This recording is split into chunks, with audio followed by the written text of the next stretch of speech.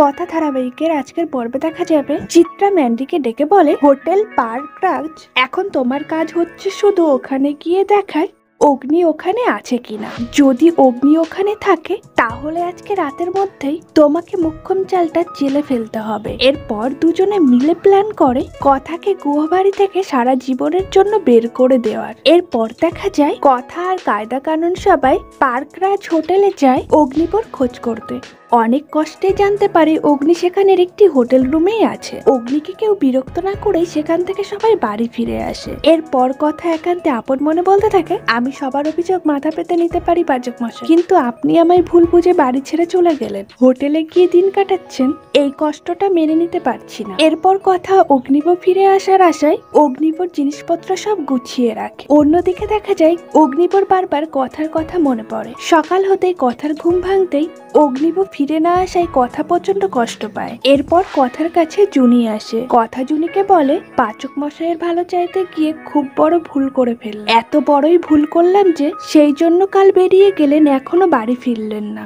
জুনি কথাকে বলে, অগ্নি তার রাগ কমলেই ঠিক বাড়ি ফিরে আসবে, আর এটাও বুঝতে পারবে তোর কোনো দোষ নেই, আজ তো তোর জীবনের খুব বড় একটা দিন, আজকে কলেজে কনভোকেশন হবে, মানপত্র দেবে তোকে, আজকের দিনটা মন খারাপ করে থাকিস না। এরপর দেখা যায় তিমির কায়দা কানুনকে বলে, আমরা মিছিমিছি কথাকে বলবো আমাদের কাজ আছে, তাই ওর গ্র্যাজুয়েশন ডেতে আমরা যেতে পারবো না, কিন্তু যাবো আমরা পরে, ওকে সারপ্রাইজ দেব। প্রিয়া তিমিরকে বলে, সারপ্রাইজটা বেশ ভালো, তবে আমি এর মধ্যে নেই, আমি ওর কোনো কিছুতেই যাব না। অ্যানি বলে, আমিও যাচ্ছি না। তিমির বলে, আমি জানতাম তোরা যাবি না, তাই তোদেরকে আমি প্ল্যানের মধ্যেই ধরিনি, তোদের যা ইচ্ছে তাই কর। এরপর কথা কলেজে যাওয়ার জন্য রেডি হয়ে মোহন ভোগ বানিয়ে নিয়ে আসে পুজো কর। কথাকে দেখে কর্তা দাদু বলেন, আজ মেয়েটার এত আনন্দের দিন, আজই পালের গোদা ওকে এত কষ্ট দিচ্ছে। কর্তা দিদা বলেন, অগ্নি দাদু ভাইও যে কতটা কষ্ট পেয়েছে, যে তুমি যদি ঠিক সময় জানতে তাহলে তো ঝামেলাটা আগেই মিটে যেত। কর্তা দাদু বলেন, সবে তো তুমি আমার দোষই দেখতে পাও। কর্তা দাদু তিমিরকে ডেকে বলেন, সে কি আজ আসবে কলেজে?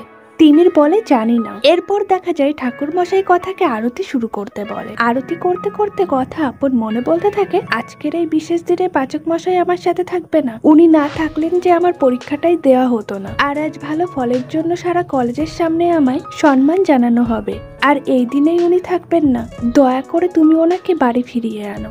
এরপর দেখা যায় কথা তিমিরের কাছে গিয়ে বলে, ছোটকা তুমি আজ আমার কলেজে যাবে তো? তিমির বলে, আজকে আমার হবে না, আজকে আমার কাজ আছে তো। এরপর সে অঙ্কিতা আর প্রত্যয়ের কাছে জানতে চায় তাদেরও কোনো কাজ আছে কিনা। সবাই কাজের বাহানা দেয় কথাকে। এরপর কথা কর্তা দাদুর কাছে গিয়ে বলেন, কর্তা দাদু আপনার সময় হবে তো কলেজে যাওয়ার? কর্তা দাদু হ্যাঁ বলতেই তিমির অঙ্কিত ইশারা করে না বলতে বলে। এরপর কর্তা দাদু বলেন, কারখানা পুড়ে যাওয়ার পর থেকে আমি রোজ অফিসে যাচ্ছি, মনে হয় আমি যেতে পারবো না। কথা কাঁদো কাঁদো মুখ নিয়ে বলে, বেশ আমি একাই চলে যাব। কথা আপন মনে বলে, যে থাকলে সব থেকে বেশি খুশি হতো সেই তো নেই, বাকিদের আর কি বলবো।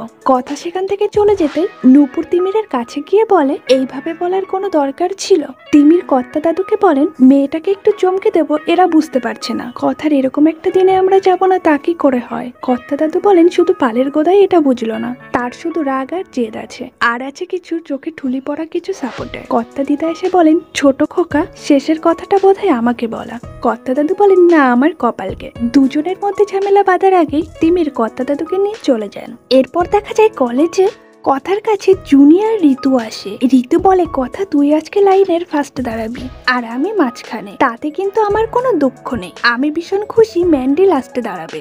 ঋতু ম্যান্ডিকে নিয়ে মজা করতেই কথা ঋতুকে বলে, কারোর ফলাফল নিয়ে এরকম মজা করতে নেই, তবে দেখ মেয়েটা আজকেও দেরি করে ঢুকবে নাকি, কোথায় কি করছে কে জানে। এরপর দেখা যায় স্বপন বাবু কথার কাছে এসে বলে, কথা কলি অগ্নিব কোথায়? অগ্নিবর সময় এই স্বর্ণ সম্মানে অগ্নিবকে ভূষিত করা হয়েছিল, এবারে তুমি সম্মানটা পাচ্ছ, নিশ্চয়ই ও শুনে খুব খুশি হয়েছে। কথা আপন মনে বলতে থাকে, কি বলবো ওনাকে, যে পাচক মশাই প্রতি বছর নবীন বরণে আর সমাবর্তনে নিজের হাতে বিশেষ একটা পদ বানান ছাত্রছাত্রীদের জন্য নিজের কফির দোকানে, এবার উনি এলেনই না, আমার জন্য নিজেকে এতটা বদলে দিলেন।